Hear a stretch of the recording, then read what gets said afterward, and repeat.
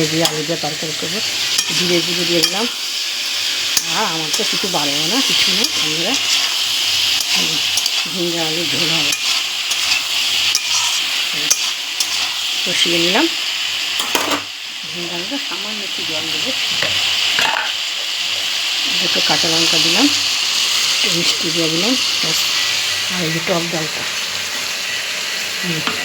টক ডাল দিয়ে টক ডাল করলাম।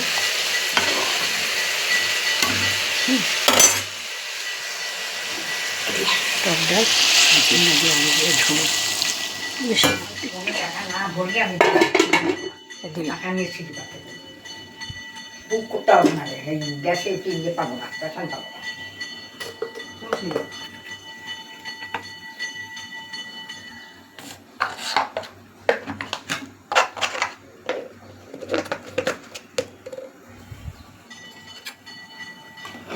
হয়নি তো কড়াইটা করা হয়নি ভিজে।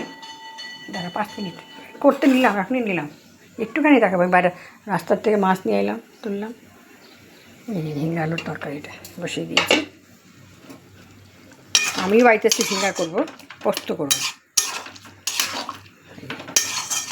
ঝিঙ্গা আলুর তরকারিটা হয়ে গেল। মাখানোটা